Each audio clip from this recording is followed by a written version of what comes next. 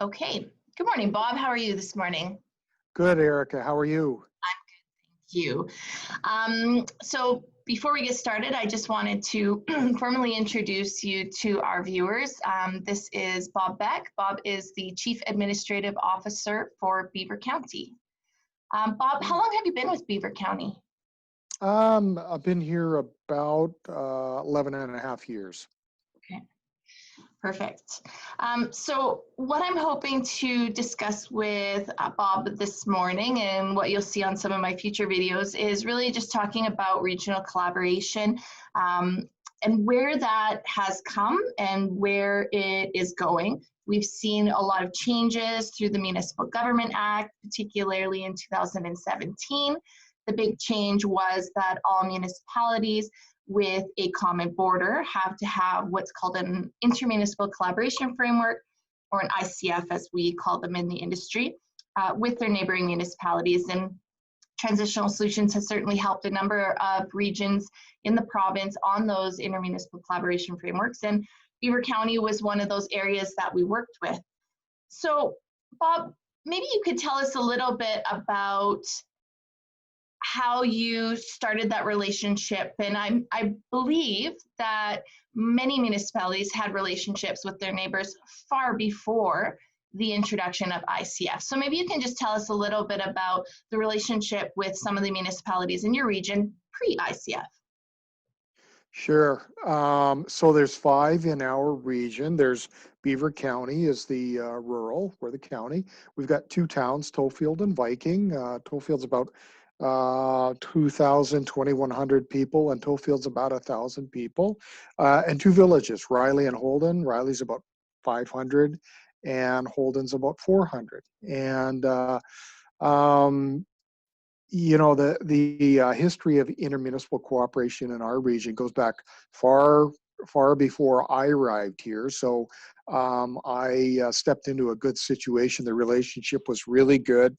We had a lot of shared service agreements already with our neighbors and other groups, meaning the ag societies and you know, third-party groups that we both partner with. So the notion of intermunicipal collaboration had been around for a long time.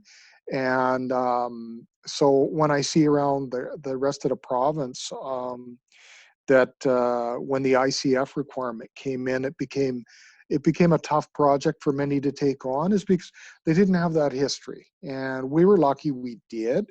And even then you can have disagreements. And we did. We had some disagreements, but we had a history of cooperating, and maybe it's because the nature of the region. The region has got a history of having to partner on solutions to solve crises. And I'll give an example. We many years ago, I'm going to say 25, 30 years ago, there was a big water crisis in Beaver County in the region. And as a result, they partnered on Highway 14 Water Commission and ran a water line out from Edmonton. So we're on EPCOR water. So could any one partner have ever done that by themselves? No way. But as a region, you can. And so that was just one example. Another one was our solid waste, our landfill. Everyone partnered together on it to solve a big problem. And as a result, there's this history of using regional solutions and regional discussion to solve problems that no partner could individually overcome. Let's put it that way. And so we had that background. So that really helped. Awesome. So I'm hearing partnering with your neighbors helps both financially and likely with your administrative resources as well. Yeah, for sure. Yeah, I think there's both sides. It's financially and the financial flow is generally one way from the county towards the urbans, and that's to be expected. But the service is the other way. They provide service to our residents. So, but absolutely, there's administrative cooperation that we're working on all the time. And that's kind of some of the administrative cooperation is actually can be can be far more important than the governance cooperation, because hopefully we don't change every 4 years, but it can happen. But councils can, and sometimes that spirit of cooperation can change. But if it's kind of alive and embedded into the culture of the administrations in the region, it sure helps. It kind of brings that continuity between councils and through elections. Absolutely. I've certainly seen through our work around the province a lot of collaboration and cooperation and support to particularly some of the smaller villages around the province that both can't afford or may not be able to attract the level and the number of administrative people that maybe the counties or some of the bigger towns or cities can. And so it's positive to see that support of some of the smaller villages as well. What do you think, through the work on the Intermunicipal Collaboration Frameworks, through those ICFs, what were some of the biggest struggles that your region saw? Interesting. Well, really, some of the things would be the ICFs really took off after the last election, and so some of the areas, there were big changes on local councils, and so it took a while for the new elected officials to get up to speed on history, and you know what, maybe they've got different ideas, and you have to respect that. And maybe it's not in alignment with everything, all the groupthink that had gone on before then to try to resolve everything. There's nothing wrong with challenging things, and that's okay. So you have to respect that. Some of the challenges, it's especially when you have a big change in a council, you have to get. Certainly, I'll take it from the. I'll explain it from the county side of things. Maybe a rural councillor doesn't understand why the library in a certain municipality is so darn important, and because no one seems to support it in his local community, just doesn't seem to be as big an issue as is supporting hockey in that community. Maybe that's, so. Getting everyone to understand the value of services provided by each other, and how it's important that we kind of support each other, even when we don't 100% agree on everything. And so so they were thrown into this process without maybe a background in what is our relationship with our neighbors. And there should almost be. We've been lucky in Beaver County. We've had a parallel system of intermunicipal cooperation, and we call them the IMC committees, intermunicipal committees, that started before the ICFs. So we try to meet quarterly with our urban neighbors, and there's a couple from each council appointed. And the point is just to keep the relationship building. So just keep talking about stuff, even when there's nothing to resolve.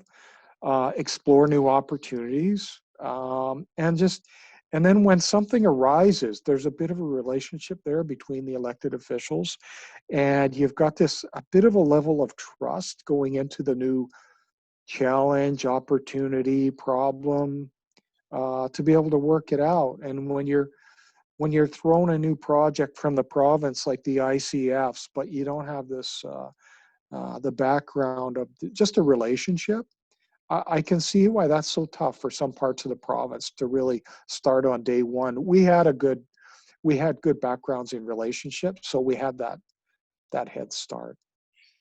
Yeah, I agree. It's interesting. We have one region in the province now, following the ICFs and following all these collaborative discussions, have now asked us to come in and do a regional strategic planning session with them. I mean, each individual municipality will still do their strategic plans, their council strategic plans, but knowing that they have projects that they want to do together and that there's Mhm. funding out there to do those projects, they've asked us to come in and do a strategic planning session with the joint councils and talk about jointly what those projects look like, what projects they want to go after over the next few years. So I thought that was really exciting and quite innovative, and I'm really excited to work with them on that. Yeah, that sounds cool. That'd be a great exercise to do anywhere. And out here, yeah, I think our region is mature enough. We could certainly take on something like that. And in fact, we did a number of years ago, and then it kind of got parked because of some other issues. Everyone gets busy with their own projects, and so it'd be great to pick up an exercise like that again in our region. Yeah, I think it will be interesting to see how those flow throughout the province. So we talked about some of the struggles. What do you think out of, I know you said that you do and you have been doing collaboration for a long time, and so the foundation was there. But what do you think was the biggest benefit out of the ICF process and formalizing it on paper? Hmm. Well, we already had shared service agreements for every service that are provided by others. But you know what? Um, I think it forced us to redo the inventory and test and see if there were even more. And so now we have this inventory of other services that we agreed we don't share an interest in today, but we've got that inventory, and could they be explored in the future? It doesn't only need to be recreational libraries, FCSS. It could be other things. And and I'll give you an example. One that some of the other municipalities started to look at when we did it, when we did that inventory, was one of them that we have with the town of Viking is we've got a joint industrial park that we did with the town of Viking. So we share the costs and we share the tax revenue. Well, I don't know that we were blowing our horn that that was a successful venture, but when we talked to others in the province, it sounds like that was very unique. No one's doing that. And for us, it's just, we've been doing it for 15 years.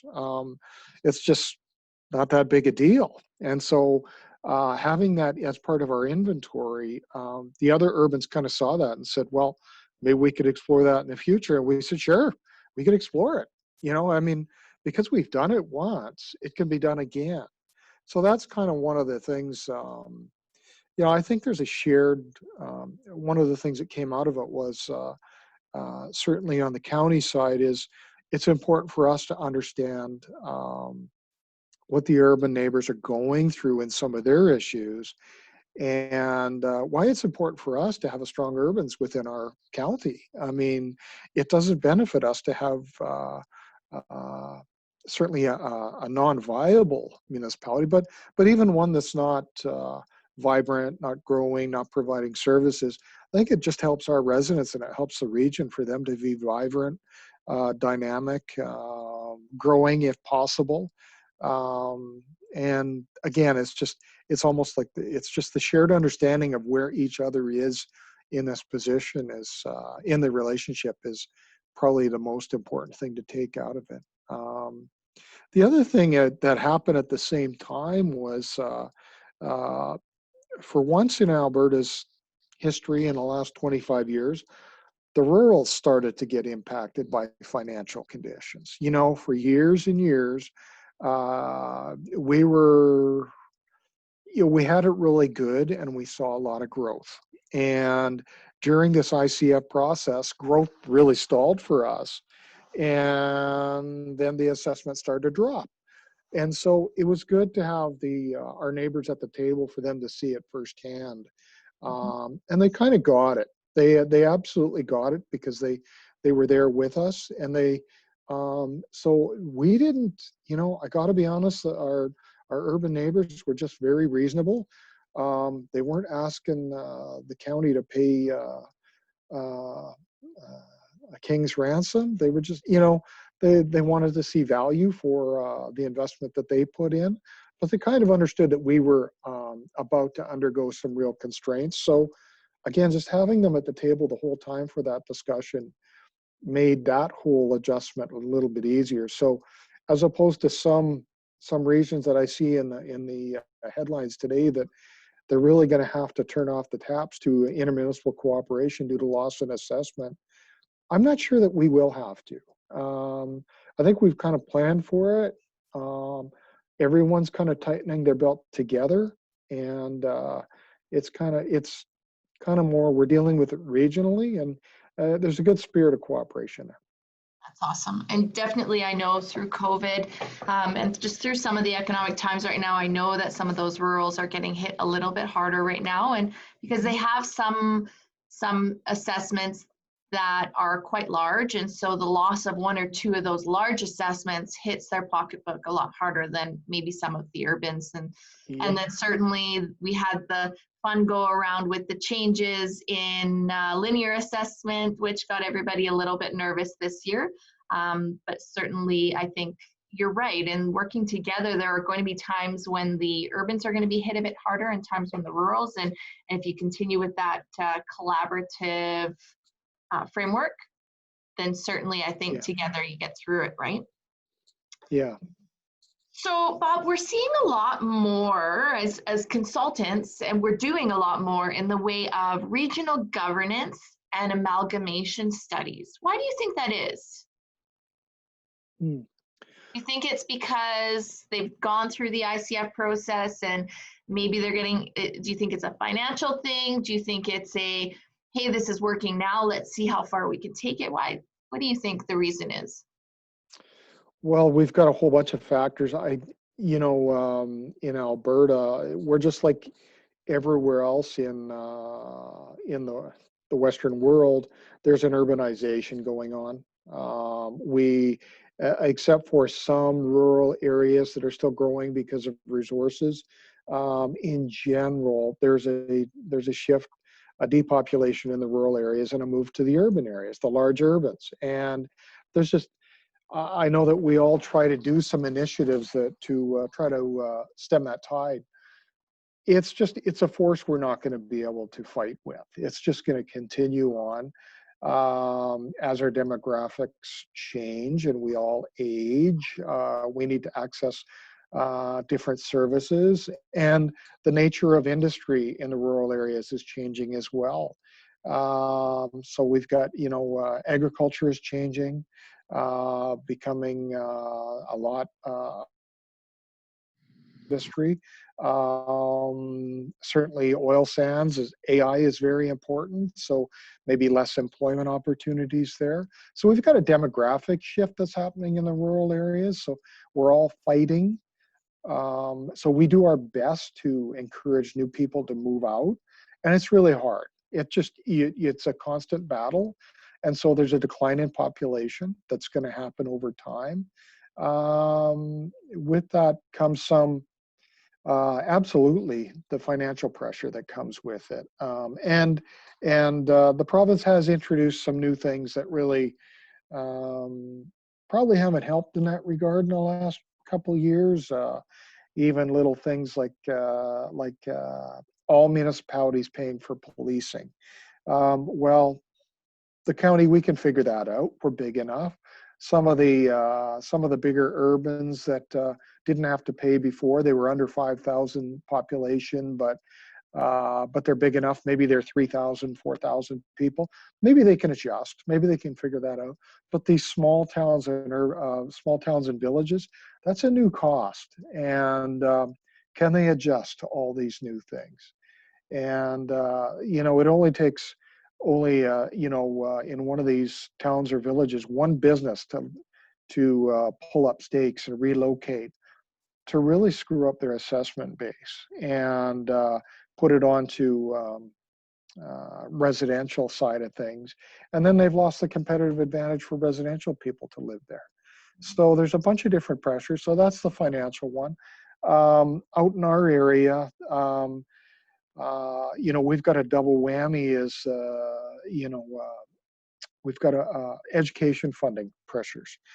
Now, over time, even school boards, even in the places that are growing, they're having to find efficiencies.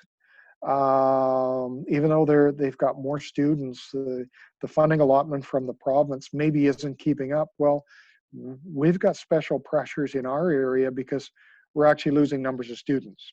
And if the funding is following the student, you know, you're gonna push some of these schools to the brink. And we had that in Beaver County last year.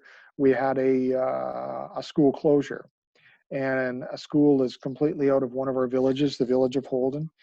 That's a huge challenge for a municipality. Without a school, um, it's just really a challenge to attract families there. So that's financial, not directly to the municipality. It's to the school board, but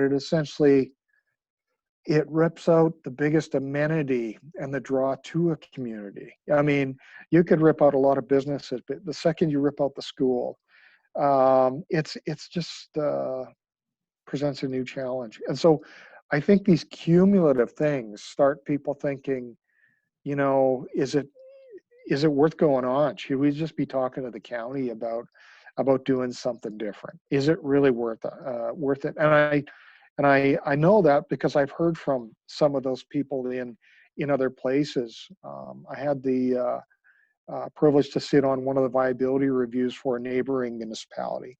I was asked to participate as a third party observer, and it came to that, and they just said, you know, even the most astute people in their community knew that there was no future. And they said, look, why don't we just talk to the county? Maybe they can do a better job. And these are the champions of the communities. And even they said, maybe a bigger place has a better chance than we do. And they just saw too much bad news coming across their council agenda, I think. And they just said, wow, we got to try something big to turn this into some good news. And there's just a lot of challenges for rural Alberta, even though people don't think there is. I mean, like I said, we had so much growth and so much good news for so many years. It only took a few things to change for that growth to turn off and the bad news to start to come back up a little bit. Yeah, for sure. I know in our line of work, we've done a lot in the way of regional governance on certain services, right? We've done regional fire services and regionalization of certain utilities, much like you said with the Water Commission, right? So I don't think the idea of regional governance is necessarily new. It's this idea of regional governance on a whole. And so certainly in our line of work, some of the municipalities that we deal with are going right to amalgamation, and others are saying, no, we want to see the different options on regional governance because maybe it's not an all or nothing. It's we already work together on this, so why don't we govern it together rather than it being sort of a shared service or a mutual aid or what that looks like. So I think I definitely think it's a positive thing. I'm looking forward to seeing how this evolves throughout our province, and we've watched it in other provinces across the country as well. But certainly, I think it's kind of exciting. Yeah, Particularly I when think one all of the members come to the table willingly. I mean, obviously, we've seen some amalgamation studies where that isn't the case. But I'm excited when I see the ones that come to the table altogether willingly. Yeah, and that was challenging. I mean, you know, I absolutely respect those people that don't want to amalgamate because it's going to impact their sense of pride, their sense of dignity for the community. They see it as a failure, and you have to respect that. It's not a failure, for one thing. So how do you work with people so that they understand that you're not going to lose your sense of dignity? You shouldn't lose your sense of pride. And in most instances, the counties really don't want to take you over. We're not in the takeover business, so it's not like we're trying to force a takeover. Usually it's we'd rather not, and we would rather exhaust every other opportunity. If the writing's on the wall, then the uh,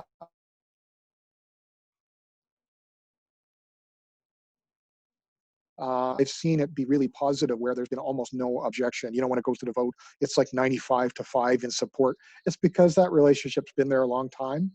And the one that I'm thinking of was the Flagstaff County and Galahad, and the vote was overwhelming because they already liked the county, the residents, and there was a relationship for years, and they didn't see it as the county taking over. They saw it more as a natural evolution, and you know, you have to, each place is different, and there's a lot of community pride you have to deal with, and that's not you can't take that for granted, I don't think, in this whole process. No, for sure. I know Flagstaff and some of the other municipalities that have gone down that path, I think they've done a really good job at engaging their residents and their stakeholders through the process, which certainly helps. I think that's a big important piece. Yeah, for sure. Yeah, transparency in the whole process, keeping everyone up to speed on what's going on. Yeah, 100%. Yeah. So I guess my last question for you, Bob, is really what's next for Beaver County and your partners? You have completed your ICFs. In fact, you were probably one of the first regions in the province to be done your ICFs. I know that every 5 years those have to get renewed, but what's next? Are there any other regional things that your area is working on?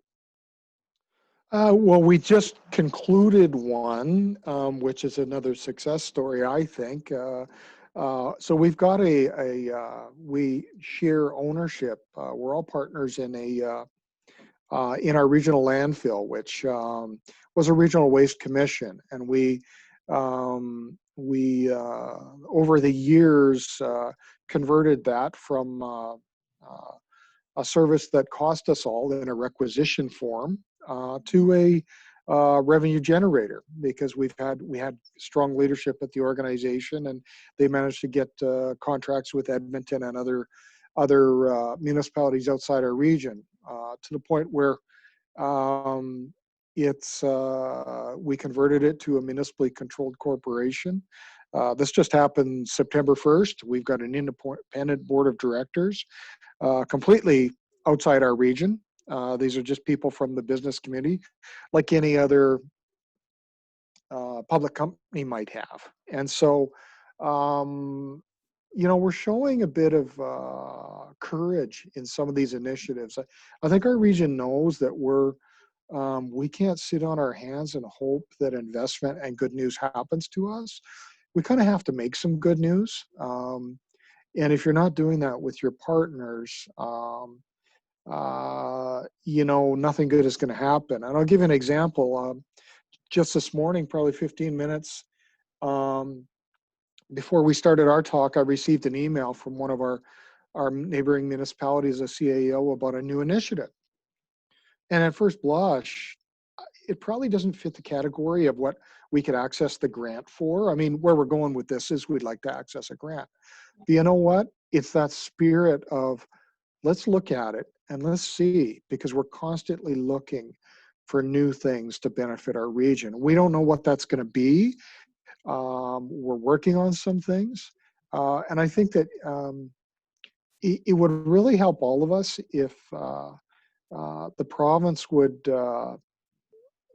step back into the stimulus end of things.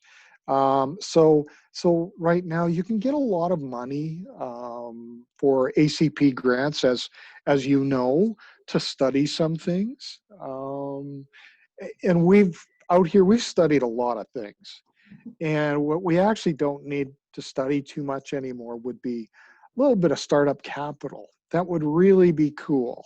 If I'll give you an example, maybe, and this is, you know, the program was kind of there before, and I don't know it's there in its current form anymore, but if municipalities want to work on energy efficiency together.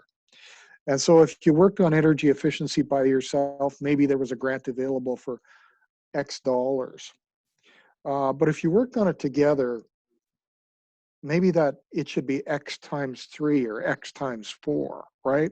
To really help you out, and in the form of capital, like big bucks, not just the business planning and the studies So sometimes with our urban neighbors, we need these little projects to work on as little success stories to springboard onto the next bigger project, you know.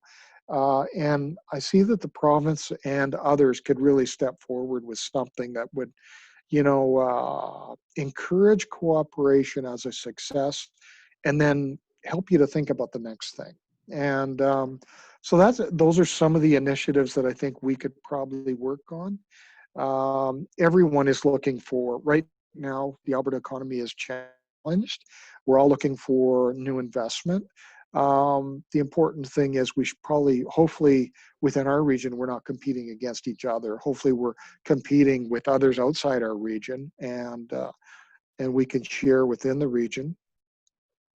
We're heading into an election year, so I don't know that we're going to, come up with anything too revolutionary in the next year unless we can find an awful lot of grant dollars for it. And we have this financial challenge right now, and everyone's kind of feeling it. And there's a spirit around municipal Alberta that everyone wants to tighten their belts so that we're not passing this on to their local taxpayers. Our taxpayers are just having as hard a time as we are, or harder. And so we had a bunch of new costs in Beaver County, and we just found efficiencies within our operations to bring it in at a 0%. We just can't pass any increases on right now. And so as a result, for the next couple of years, I don't think you're going to see a whole lot of courage in new projects especially between municipalities, unless there's a significant success story in getting grants from either the federal or provincial governments, maybe FCM, maybe the Green Municipal Fund. Those are the areas we're all going to have to look in the short term. And so we did the waste conversion. That was a good success story. Like I said, the town of Viking and we are still looking at expanding our industrial park. So that work has kind of continued, but we have a bit of a lack of funding there, but that's okay. We'll follow up with that. I think that we're looking forward to seeing what we can do with our new waste authority. It's a private company that we own as partners, to see if we can springboard some businesses off of that. The county, as luck would have it, or either luck or foresight, we own the industrial park that kind of surrounds our landfill. And we have the opportunity to have a bunch of initiatives that maybe are related to landfilling, waste to energy instead waste diversion, maybe some things that happen before you get to the gate of the landfill.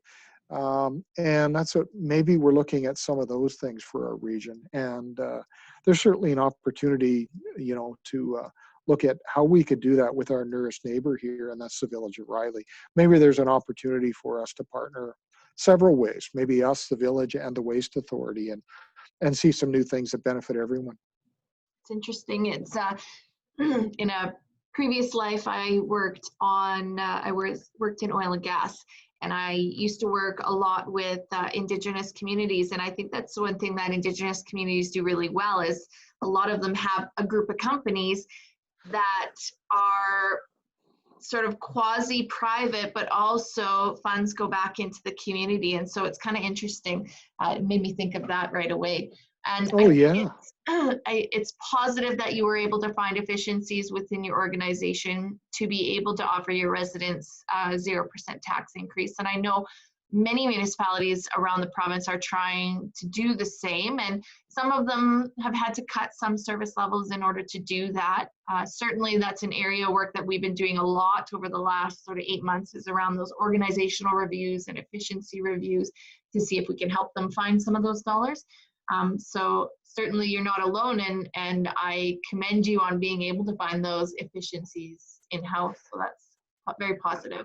Yeah, I mean, it's a efficiency. That's what the term you and I are using. It's, there's a good and a bad with that, because eventually, I mean, It's if you're reducing service to save a budget, someone somewhere values that service, and it's unfortunate that we have to reduce.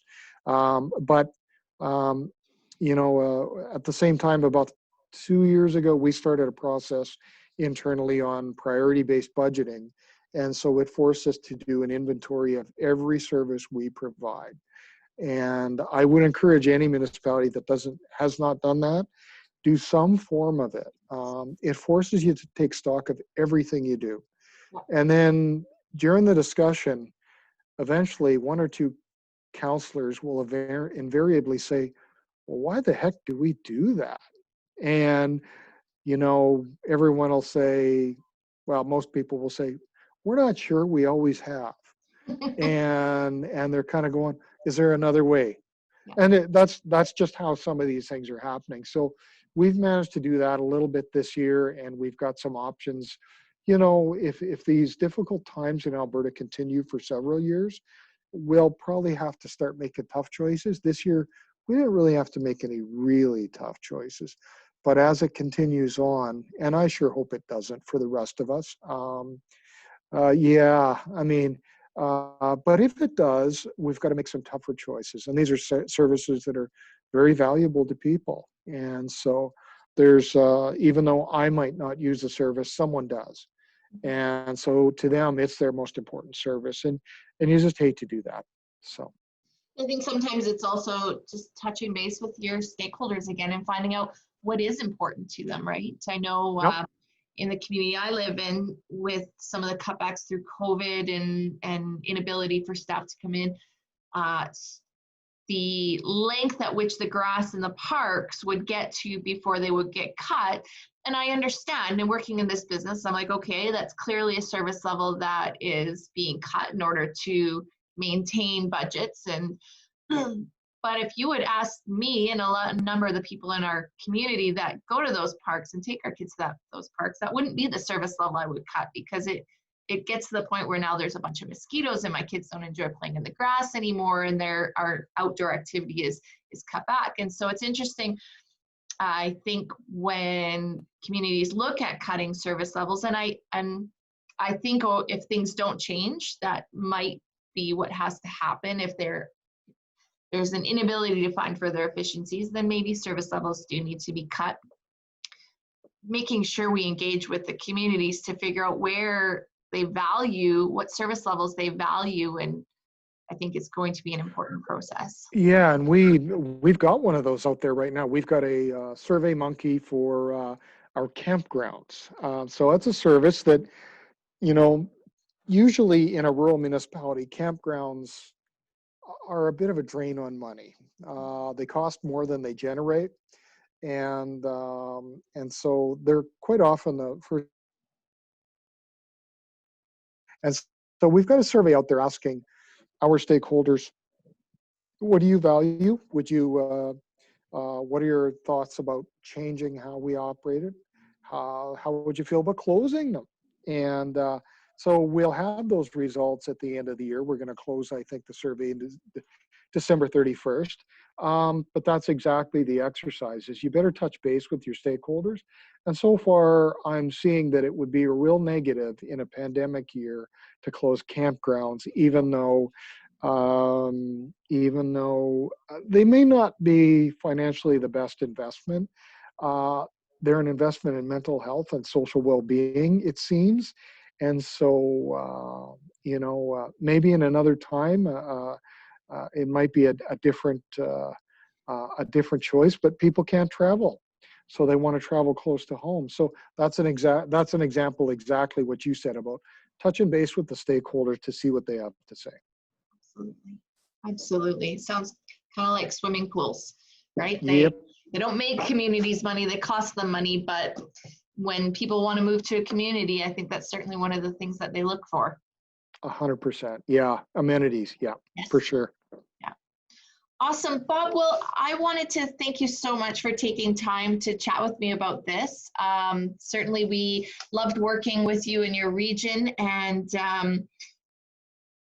I I am encouraged by the work that you and your region do, and a lot of the regions around this province are doing to collaborate with each other to find those efficiencies and to find those opportunities and creative opportunities to work together. So I know it's the week before Christmas, or Christmas in just a couple of days, and so a lot of us are trying to wrap things up. So I appreciate you taking some time with me this morning. And did you have anything final that you wanted to add? No, thanks for the discussion. Timely to talk about regional cooperation, and I'll give a little plug to TSI for the work they helped us with yourself, Erica, and all your colleagues there, Sarah, Larry, Dave, everyone there. They helped us through some difficult issues and took us out the end to a brighter future. I think we got through it, and I think we've got some good things coming out of that, and I highly recommend anyone else to follow that same path. Awesome. Thanks so much, Bob.